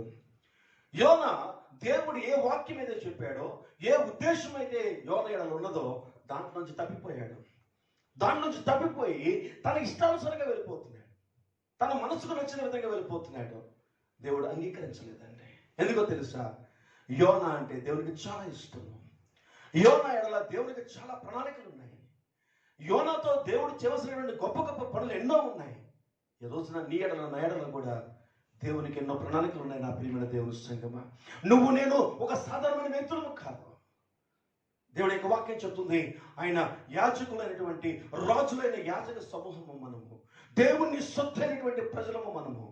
దేవుని వెలుగును లోకంలో ప్రకటించడానికి, ఆయన మహిమను లోకంలో చూపించడానికి ఎన్నుకొనబడిన గొప్ప జనాంగము నీవు నేను కూడా. మనము ఒక సాధారణ మనుషులము కాదండి. ఈ సాధారణంగా ఈ లోకస్తుల వల్లే ఏదో ఉద్యోగాలు చేసుకుని వ్యాపారం చేసుకుని బతికే జీవితాలు కాదు మనవి. దేవుడు చేత ఉన్నతంగా నిలబెట్టబడే జీవితాలు, దేవుని చేత ఆశీర్వదించబడేటువంటి జీవితాలు, దేవుని చేత లోకమునే జయించే ఒక ఉన్నతమైనటువంటి రాజులైన యాజక సమూహము మనము. నా ప్రియ దేవుడి సంగమా, ఉదయకాల సమయంలో మనం ఆలోచన చేసుకుందాం ఒకసారి. నువ్వు దేవుని వాక్యమును నువ్వు మిస్ అయిపోతే దేవుడు ఊరుకోడండి. దేవుని వాక్యానుసారమైన జీవితంలో నా ఇష్టం వరకు నువ్వు వెళ్ళిపోతే దేవుడు ఊరుకోడు. ఎందుకంటే నేను వెలపెట్టి కొనుక్కున్నాడు, నేను వెలపెట్టి కొనుక్కున్నాడు, నీకు వెల చెల్లించబడింది. ఎంత వెల అంటే వెల కట్టలేనట్టు వెల, నిష్కలంకమైనటువంటి ఆయన రక్తమును వెలగా చెల్లించి నేను విమోచించుకున్నాడు. బానిసత్వం నుంచి విమోచించుకున్నాడు, శాపగ్రస్తమైన జీవితం నుంచి విమోచించుకున్నాడు, భయంకరమైనటువంటి పాప జీవితం నుంచి నిన్ను ఆయన నీతిమంతుడిగా మార్చుకున్నాడు. నువ్వు పాప జీవితంలో నిన్ను ఉంటే దేవుడు తన నీతిని నీకు ఇచ్చి, ఆయన అభిషేకాన్ని నీకు ఇచ్చి, ఆయన ఆత్మని నీకు ఇచ్చి నిన్ను ఏర్పాటు చేసుకున్నాడు. నా సొత్తైన నా ప్రజలని నీ గురించి సాక్ష్యం చెప్తున్నాడు. నీ ఇష్టోచిగా బ్రతకడానికి కాదు, నీ ఇష్టానుసారంగా జీవించడానికి కాదు, ఆయన చిత్తంలో నువ్వు జీవించాలి, ఆయన వాక్యంలో నువ్వు జీవించాలి. ఆయన ఎలా జీవించమన్నాడో అలా జీవించాలి. అలా జీవించలేనప్పుడు ఒక శ్రమకి అవకాశం ఇస్తాడు. ఆ శ్రమ నువ్వు నశించుకోవడానికి కాదు, ఆ శ్రమ నువ్వు బలహీనపడిపోవడానికి కాదు, ఆ శ్రమ నీ జీవితం దుఃఖమయం చేయడానికి కాదు. ఆ శ్రమ తిరిగి వాక్యంలో కట్టబడి, ఆ వాక్యము చేత నువ్వు దీవించబడి, ఆ వాక్యం చేత ఉన్నతమైన జ్ఞానవంతుడిగా నువ్వు తయారవి నీకున్న ప్రతి సమస్య నుంచి కూడా విడిపించబడడానికే ఈ శ్రమ అన్న సంగతి ఈరోజు మర్చిపోవద్దు. అందుకని దేవుని నీతిలో వెళ్తున్నప్పుడు ఒక శ్రమ నీకు కలిగితే ఏం చేయాలి? యోనాదే చేశాడు. చూడండి, ఎప్పుడైతే ఆ తుఫాను వచ్చిందో, వేదనకరమైన తుఫాను వచ్చిందో, వాడ బద్దలైపోయిన తుఫాను వచ్చిందో, యోనా చక్కటి మాట మాట్లాడుతున్నాడు. చూడండి 10వ వచనంలో, తాను యెహోవా సన్నిధిలో నుండి పారిపోచున్నట్లు అతడు ఆ మనుషులకు తెలియచేసి ఉండేది కనుక వారు ఆ సంగతి తెలుసుకుని మరింత భయపడి నువ్వు చేసిన పని ఏమిటని ఒప్పుకుంటున్నాడు. అక్కడ నా ప్రియ దేవుని సంగమా, దాక్కుంటలేదు అక్కడ. ఎస్, ఇది నా వల్లనే వచ్చింది ఈ ప్రాబ్లం, ఇది నా వల్లనే వచ్చింది. ఈరోజు నా ప్రియమైన దేవుని సంగమా, నీ జీవితంలో ఏదైనా శ్రమ కలిగినప్పుడు, నీ జీవితంలో ఏదైనా వ్యతిరేకత కలిగినప్పుడు, నీకేదైనా ఒక భయంకరమైన సమస్యని కలిగినప్పుడు ఒక విషయం తెలుసుకో, నా వల్లనే అని నువ్వు అంగీకరించు. కానీ చాలాసార్లు ఏం చేస్తాం తెలుసా? ఎవరి మీద పెడతాం. ఇది నా భర్త వలన, ఇది నా భార్య వలన, ఇది నా పిల్లల వలన, ఇదిగో వాళ్ళు ఇలాగ ఉన్నారు కాబట్టి నా బతికేలాగా అయిపోయింది, వాళ్ళు ఇలాగ ఉన్నారు కాబట్టి నా బతు. ఎవరిని బట్టో దేవుడు నీకు దుఃఖాన్ని కలిగించడండి. ఎవరి దుఃఖమో నీ మీదకి రానివ్వడు. ఎవరి యొక్క చేసిన తప్పులో నీ మీదకి వచ్చి నువ్వు బాధపడడానికి దేవుడు అవకాశం ఇవ్వడు అన్న సంగతి జ్ఞాపకం చేసుకో. ఆ దినాన్ని యోన అనుకోవచ్చు కదా, చాలా మంది ఉన్నారు కదా ఇక్కడ, ఇందులో ఎవడో ఏదో పాపి ఉన్నాడు అనుకుంటా, ఎవరో తప్పులు చేసినట్టున్నారు అనుకుంటా, అందుకనే దేవుడు నన్ను శిక్షిస్తున్నాడేమో, అందుకే వేదనేమో అనుకోవచ్చు కదా. అలా అనుకోలేదా? ఈరోజు నా ప్రియమైన దేవుని సంగమా, యోన ఒంటరి వాడు కాదు, అక్కడ అనేక మంది వాడలో ఉన్నారు. కానీ తను యథార్థంగా ఒప్పుకుంటున్నాడు, నేనే, నా వలనే ఈ తుఫాను వచ్చింది, నేను దేవుని సన్నిధి నుంచి పారిపోతున్నాను, దేవుని వాక్యం నుంచి నేను దూరం అయిపోతున్నాను, కాబట్టే నాకు ఈ శ్రమ కలిగింది, కాబట్టే ఈ ఓడ బద్దలైపోతుంది.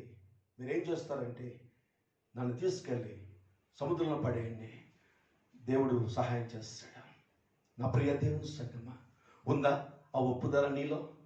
లేకపోతే ఒక ఆదాములాగా, ఒక హవ్వలాగా నువ్వు పక్కవాడి మీద నింద వేస్తున్నావా? ఒక విషయాన్ని గమనించుకో నా ప్రియ దేవుని సంగమా, నీకేదైనా ఒక శ్రమ కలిగితే, నీకేదైనా ఒక ఇబ్బంది కలిగితే నువ్వు సరి చేసుకో. ఫస్ట్ ఎవరి మీద నిందలు వేయక, ఎవరి మీద నువ్వు నిందలు మోపొద్దు.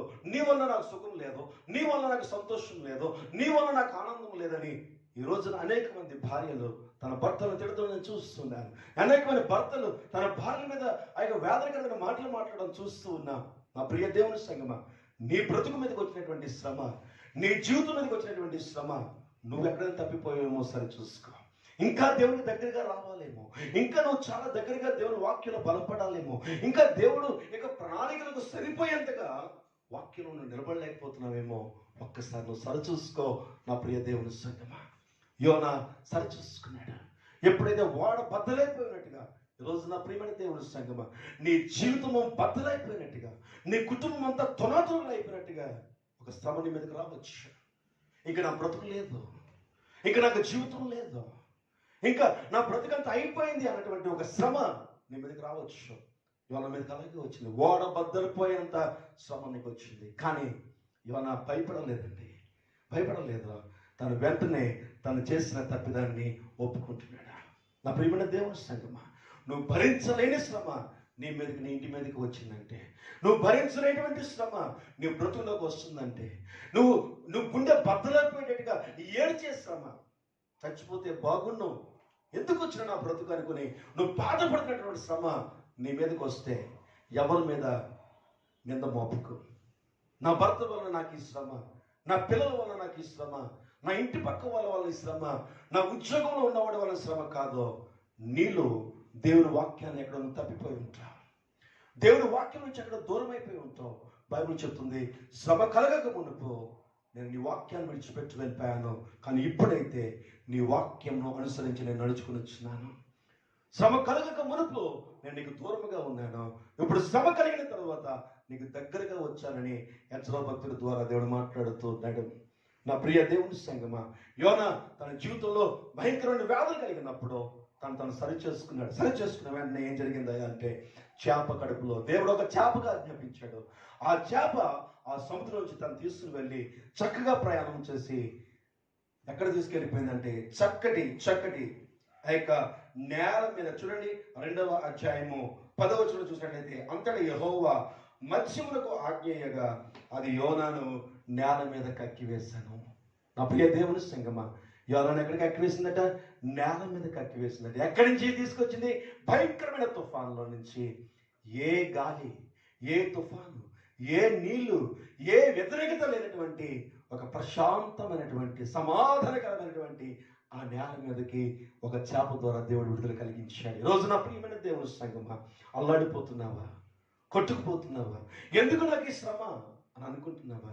రోజు ఒకవేళ దేవుడు నీతో మాట్లాడుతున్నాడేమో, నీతిమంతునికి శ్రమ ఎందుకు కలుగుతుందంటే తిరిగి వాక్యంలో కట్టడానికి, నిన్ను దుఃఖించడానికి కాదు, నిన్ను నశింప చేయడానికి కాదు, నిన్ను మరణానికి అప్పగించడానికి కాదు, నిన్నేదో ఇబ్బంది పనుల్లో తీసుకుని వెళ్ళిపోవడానికి కాదు, నువ్వు తిరిగి దేవుని వాక్యంలో కట్టబడడానికే కొన్నిసార్లు శ్రమలు వస్తాయి. నా ప్రియ దేవుని సంగం, అందుకనే ఒక శ్రమ కలిగినప్పుడు నిన్ను చూసుకోవాలి, నిన్ను సరి చేసుకోవాలి. తట్టుకోలేనంత శ్రమ నీకు వస్తుంటే, అది యవనస్తుడైనా, అది భార్య అయినా, అది భర్త అయినా, అది తల్లి అయినా, తండ్రి అయినా, ఎవరైనా సరే నువ్వు తట్టుకోలేనంత శ్రమ నీకు వస్తుంది అంటే అది ఎవరి వలన కాదు, నీలో ఉన్నటువంటి కొన్ని వ్యతిరేకతలు, నీలో ఉన్నటువంటి కొన్ని వాక్యానికి వ్యతిరేకమైన జీవితాలను బట్టి కొన్ని శ్రమలు నీకు అనుభవించడానికి దేవుడే అవకాశం ఇస్తాడు అన్న సంగతి ఏ రోజు మర్చిపోవద్దు నా ప్రియ దేవుని సంగమ.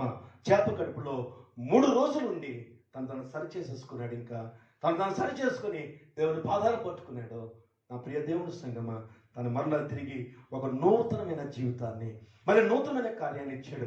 దేవుడు దగ్గర ఏ పనిలో అయితే తను పారిపోతున్నాడో, ఏ వాక్యంలో అయితే పారిపోతున్నాడో, తిరిగి ఆ వాక్యంలో తను కట్టబడినప్పుడు మళ్ళీ దేవుడు తనకి కావలసినటువంటి ఉపదేశం ఇచ్చి దేవుడు తనని ఆశీర్వదించినట్టుగా బైబిల్ మనకు కనిపిస్తుంది. నా ప్రియమైనటువంటి దేవుని సంగమ, కాబట్టి ఈ రాత్రి మనం ఉదయకాల స్థలంలో మనం ఆలోచన చేసుకుందాం. చూడండి, లూకాసు సువార్తలో బైబిల్ అనేక ఎగ్జాంపుల్స్ ఉన్నాయి, కానీ నేను కొన్ని చూపిస్తాను సమయాన్ని బట్టి. లూకాసు సువార్తలో 5వ అధ్యాయంలో మనం చూసినట్లయితే ఇక్కడ ఒక పక్షవాతము కలిగినటువంటి ఒక వ్యక్తిని తీసుకురావడం మనం చూస్తాం. చూడండి, లూకాసు సువార్త 5వ అధ్యాయంలో 18వ వచనం మనం చూసినట్లయితే, ఇదిగో కొందరు మనుషులు పక్షవాయువు గల, లూకాసు సువార్త 5వ అధ్యాయము 18వ వచనం, లూకాసు సువార్త 5వ అధ్యాయము 18వ వచనము, ఇదిగో కొందరు మనుషులు పక్షవాయువు గల ఒక మనుషుని మంచము మీద మోసుకొని వాని లోపలికి తెచ్చి ఆయన ఎదుట ఉంచుటకు ప్రయత్నం చేసిరి. కానీ జనులు గుంపు కూడి ఉండినందున వాని లోపలికి తెచ్చుటకు వల్లపడకపోయాను కనుక ఇంటి మీదకి ఎక్కి పెంకులు విప్పి మంచముతో కూడా యేసు ఎదుట వారి మధ్యను వారిని దించిరి. అయినా వారి విశ్వాసము చూచి, మనుష్యుడా, నీ పాపములు క్షమించబడి ఉన్నవి అని చెప్పాడటండి. ఏం చెప్పాడట? నీ పాపములు క్షమించబడి ఉన్నాయి. నా ప్రియమైన దేవుని సంగమా, దేవుని వాక్యానికి మనం దూరం అయిపోతున్నప్పుడు, దేవుని వాక్యానుసారమైన జీవితంలో మనం తప్పిపోతున్నప్పుడు కొన్నిసార్లు అనారోగ్యాలు వస్తాయి, శరీర బలహీనతలు వస్తాయి. దేవుని వాక్యం నుంచి తప్పిపోతున్నప్పుడు శరీర బలహీనతలు రావడానికి అవకాశం ఉంటుంది. దేవుడు అవకాశాన్ని ఇస్తాడు. తిరిగి మళ్ళా నువ్వు దేవుని వాక్యంలో కట్టబడుతున్నప్పుడు తిరిగి మళ్ళీ పరిపూర్ణమైన ఆరోగ్యం నీకు కలుగుతుంది. అందుకని అంటే యాకోబు రాసిన పత్రికలో కూడా ఒక చక్కటి మాట ఉంటాడు. 5వ అధ్యాయంలో, యాకోబు రాసిన పత్రిక 5వ అధ్యాయంలో మనం చూసినట్లయితే, యాకోబు 5వ అధ్యాయంలో 14వ వచనం నుంచి మనం చూసినట్లయితే, మీలో ఎవడైనా రోగి అయి ఉన్నాడా? 5వ అధ్యాయము 14వ వచనము, మీలో ఎవడైనా రోగి అయి ఉన్నాడా? అతడు సంఘం పెద్దలను పిలిపించవలెను, వారు ప్రభువు నామమున అతనికి నూనె రాసి అతని కొరకు ప్రార్థన చేయవలెను. విశ్వాస సహితమైన ప్రార్థన ఆ రోగిని స్వస్థపరుచును. అంతవరకు బాగుంది. కానీ తర్వాత చూసినట్లయితే, ప్రభువు అతను లేపును, అతడు పాపములు చేసిన వాడైతే పాప క్షమాపణ పొందును. దీనికోసం ప్రార్థన చేస్తున్నాడు.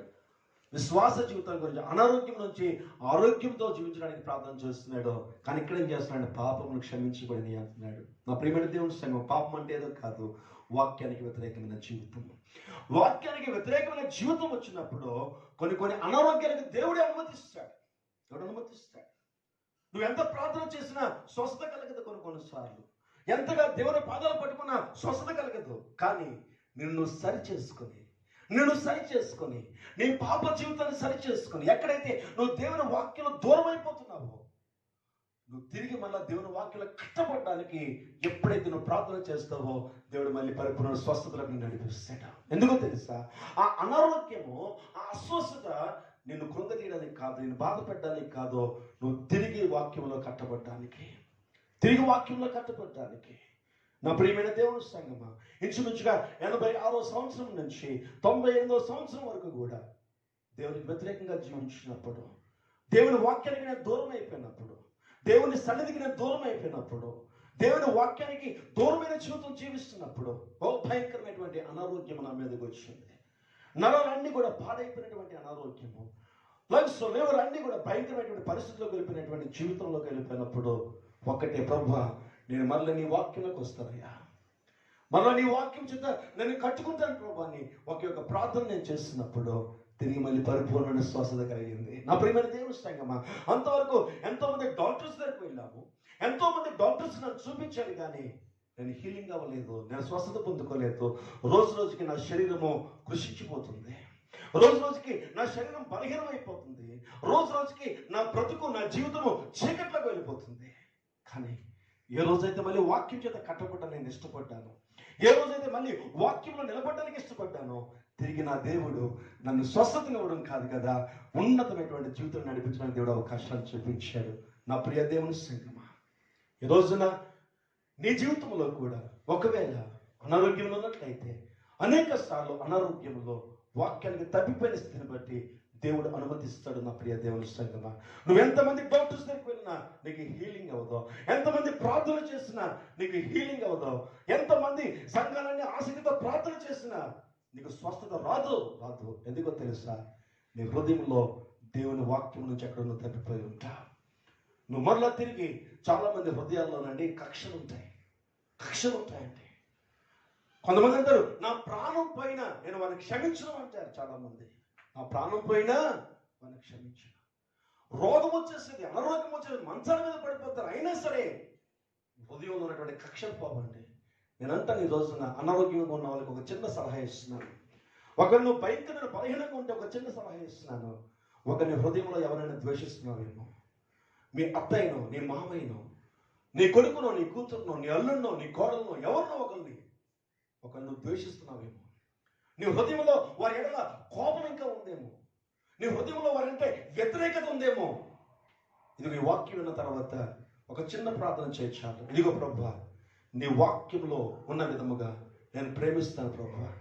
నువ్వు శత్రువును కూడా ప్రేమించమన్నావు, నన్ను ద్వేషించడం అని కూడా ప్రేమించమన్నావు, నన్ను దూషించడం అని ప్రేమించమన్నావు. ఆ వాక్యం నేను తప్పిపోయాను ప్రభువా, ఆ వాక్యం నేను దూరం అయిపోయాను ప్రభువా. ఇదిగో ఈరోజు ఆ వాక్యంలో నేను తిరిగి కట్టుకుంటున్నాను ప్రభువా. నా హృదయాన్ని ప్రేమతో నింపుకుంటాను ప్రభువా. ఈ రోజు నుంచి ఎవరి మీద ద్వేషం పెట్టుకోను, ఎవరి మీద వ్యతిరేకత పెట్టుకోను ప్రభువా. నా తల్లినైనా, నా తండ్రినైనా, నా అత్తనైనా, నా మామనైనా, నా కొడుకునైనా, నా కోడలనైనా ప్రభువా నేను క్షమిస్తున్నాను.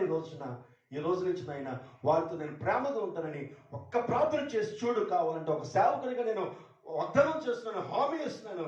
దేవుడు పరిపూర్ణ స్వస్థతనికి ఇస్తాడు. ఈరోజు నా ప్రియమైన దేవుని సంగమా, నీ హృదయంలో ఒక్కొక్కసారి దేవుని వాక్యానికి దూరం అయిపోతూ ఉంటా. తిరిగి దేవుని వాక్యంలో కట్టడానికి కొన్నిసార్లు అనారోగ్యానికి అవకాశం ఇస్తాడు, కొన్నిసార్లు బలహీనతకి అవకాశం ఇస్తాడు. నా ప్రియమైన దేవుని సంగమా, యోబు జీవితంలో మనం చూసినట్లయితే ఆ విషయం మనం జ్ఞాపకం చేసుకోవచ్చు. యోబు గురించి మనం చూసినట్లయితే బైబిల్లో దేవుడు యోబు గురించి చక్కటి మాటలు మాట్లాడుతున్నాడు. ఎంతో యథార్థవంతుడు యోబు, ఎంతో నీతిమంతుడు యోబు. యోబు గురించి మంచి మంచి సాక్ష్యం చెప్తున్నాడు. దేవుని ఎదుట నువ్వు నేను కూడా మంచి సాక్ష్యం కలిగి ఉంటాం చాలాసార్లు. ఎంతో యథార్థంగా మనం వెళ్తాం చాలాసార్లు, ఎంతో నీతిలో వెళ్తూ ఉంటాం చాలాసార్లు. కానీ నా ప్రియమైన దేవుని సంగమా, కొన్నిసార్లు మనకు తెలియకుండా తప్పిపోతూ ఉంటాం. యోబు గ్రంథంలో అదే జరిగింది, యోబు భక్తుల జీవితంలో కూడా అదే జరిగింది. చూడండి 42వ అధ్యాయము, యోబు 42వ అధ్యాయంలో 1వ వచనం నుంచి మనం చూద్దాం. యోబు 42వ అధ్యాయము 1వ వచనంలో, అప్పుడు ఎప్పుడు ఇవన్నీ అయిపోయిన తర్వాత తన పిల్లలు పోయారు, తన ఆస్తి పోయింది, తన శరీరం అంతా కూడా భయంకర అనారోగ్యం కలిగింది, తన భార్య వ్యతిరేకిస్తుంది, తన స్నేహితులందరూ కూడా తన మీద నిందలు వేస్తున్నారు, ఒంటరివాడు అయిపోయాడు.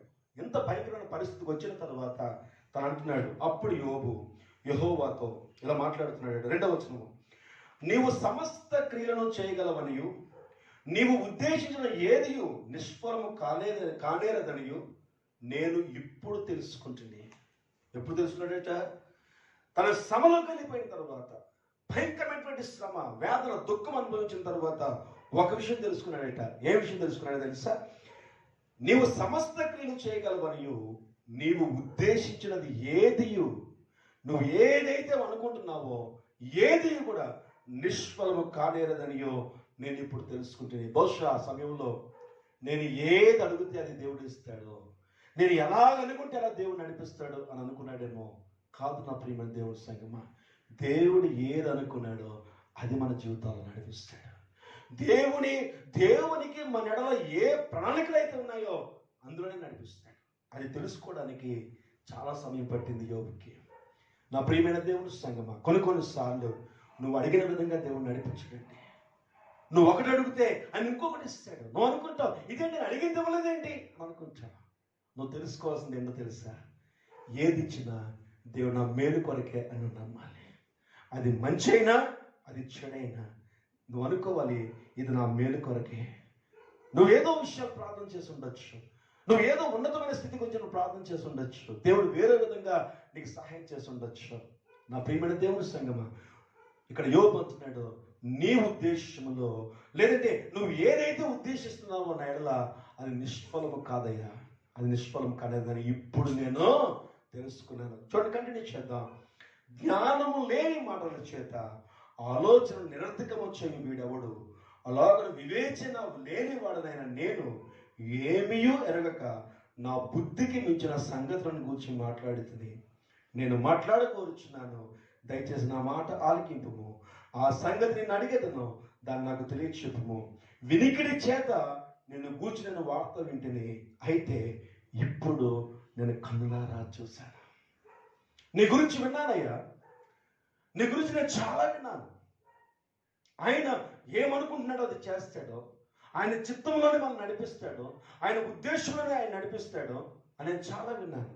కానీ ఈరోజు నేను చూస్తున్నానయ్యా, నువ్వేమనుకుంటున్నావో ఆ విధంగానే మమ్మల్ని నడిపిస్తావని ఇప్పుడు మాకు అర్థమైందయ్యా అని ఆ శ్రమల తర్వాత యోబు చెప్తున్నాడు. నా ప్రియ దేవుని సంగమా, చూడండి 6వ వచనంలో, కావున నన్ను నేను అసహించుకొని ధూళిలోను బూడిదలను పడి ఏం చేస్తున్నాడు? ఇప్పుడు పశ్చాత్తాపపడుచున్నాను. నా ప్రియ దేవుని సంగమా, ఆ పశ్చాత్తాపమే ఇప్పుడు దేవుడు అంటున్నాడు, యోబు నాకు ఇష్టమైన మాట పలికాడు, మీరు నాకు ఇష్టమైన మాటలు పలకలేదు అని తన స్నేహితులు చెబుతూ యోబుకి 2వ ఆశీర్వాదం ఇచ్చాడు. ఎందుకు 2వ ఆశీర్వాదం ఇచ్చాడు? 2వ ఆశీర్వాదం ఇవ్వడం గల కారణం ఏమిటంటే తను కలుగుతుంది.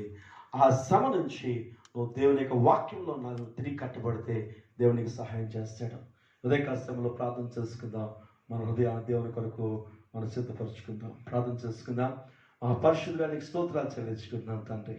ఈ ఉదయకాల సమయంలో మీరు మాకు ఇచ్చిన ఈ మంచి సమయాన్ని బట్టి మీకు వందనాలు చెల్లించుకుంటున్నాం. ఇదిగో ప్రభువా, ఈ వాక్యం ద్వారా తండ్రి బిడ్డలు ఎవరైతే ఇది నన్ను పశ్చాత్తాపడుతున్నారు, ఇదినం ప్రభా ఎవరైతే తండ్రి మరి ఆ యొక్క పశ్చాత్తాప హృదయంతో ప్రార్థన చేస్తున్నారో తండ్రి, వారిని దీవించండి, వారిని ఆశీర్వదించండి. నూరంతులుగా ప్రభు నీ కృపలో వారిని బలపరచమని మా ప్రభువును యేసునామమున ప్రార్థిస్తున్నాం తండ్రి. ఆమేన్. Praise Lord. ప్రార్థన చేసుకుందాం. మరి దేవుని యొక్క వాక్యాన్ని బట్టి ఎంతోమంది విన్నారు, చాలా సంతోషం. మరి కానుకల సమయం ఇది. దయచేసి ప్రత్యేకమైన పాట గ్రేస్రీనే వచ్చి మరి ప్రత్యేకమైన పాట పాడుతుండగా కానుకలు సమర్పించుకుందాం. దయచేసి ఫోన్పే నంబరు 9849007857, ఫోన్పే కానీ గూగుల్ పే కానీ మీరు చేయాలనుకున్నట్లయితే ఆ నెంబర్కి మీరు కానుకలు కానీ దశమ భాగాలు కానీ పంపించినట్లయితే దాని కింద ఎందు నిమిత్తం పంపిస్తున్నారు, అది దశమ భాగమా కానుక, ఎవరి కుటుంబాన్ని బట్టి పంపిస్తున్నారు అన్నది కింద చిన్న మ్యాటర్ కూడా ప్రింట్ చేసి టైప్ చేసి పంపిస్తే నేను మీ కొరకు ప్రత్యేకంగా ప్రార్థన చేస్తాను. అది ఎవరు పంపించారు అన్నది నాకు కూడా తెలుస్తుంది. దయచేసి విషయాన్ని గమనించండి. అలాగే సంఘస్థులందరూ కూడా మీరు మీ కానుకలు మీరు పెట్టుకున్నట్లయితే వాలంటీర్స్ వస్తారు, సరి చేసుకుని ఈ పాటల సమయంలో కానుకలు పట్టుకుందాం. అందరూ కూడా ఈ పాట వింటూ సంతోషంతో కానుకలు సమర్పించుకుందాం. Praise Lord. You're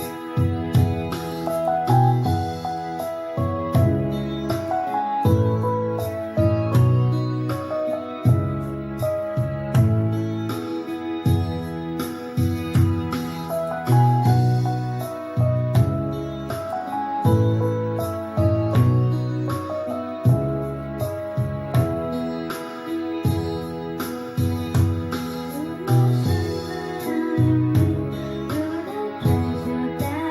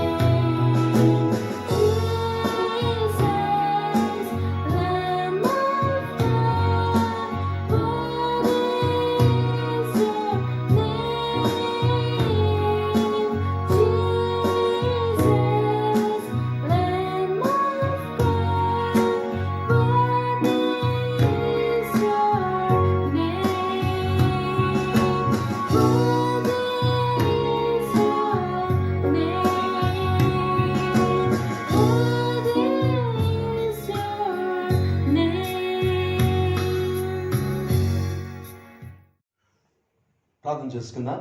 మహాపరిశుద్ధానికి స్తోత్రాలు చెల్లించుకుంటున్నాం ప్రభువా. ఉదయకాల సమయంలో నీ వాక్యం ద్వారా బిడ్డలతో మీరు మాట్లాడారు, మేము నమ్ముచున్నాం. కొన్ని శ్రమలు నీ వాక్యానికి మేము దూరం అయిపోతున్నప్పుడు వస్తాయని, మళ్ళా మీ వాక్యంలో మేము కట్టబడినప్పుడు ఆ శ్రమ నుంచి కూడా మేము దూరం అవుతామని, ఆ శ్రమలు కూడా మమ్మల్ని విడిచిపెట్టి వెళ్తాయని ఎన్నో విషయాలు మీరు మాతో మాట్లాడున్నారు. మీకు స్తోత్రాల వందనాలు చెల్లించుకుంటూ ఉన్నా.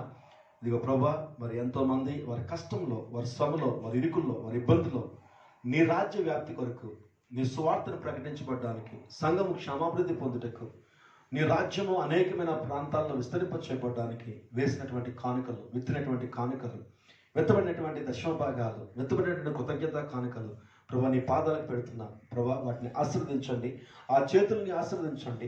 ఇచ్చినటువంటి వారి ఉద్యోగాలు, వారి వ్యాపారాలు, వారి ఉన్నతమైనటువంటి పరిస్థితుల్లో వారు నివసించడానికి మీరు ఆశీర్వదించండి. తన నీకు వందనాలు ప్రభా. ఇచ్చినటువంటి విత్తనానికి అనుకూలంగా 100%, 100 ప్రభా వాళ్ళని ఆశీర్వదించమని ప్రార్థన చేస్తున్నారు. రాబోయే దినాల్లో తండ్రి, వెత్తబడినటువంటి ప్రతి విత్తనానికి తగిన పంట వరకు కోయడానికి మీరు సహాయం దయచేయండి. ఎవరికైతే ఆర్థిక ఇబ్బందులు ఉన్నాయో యేసుక్రీస్తు నామములో ఆర్థిక ఇబ్బందుల నుంచి విడుదల కలుగును గాక.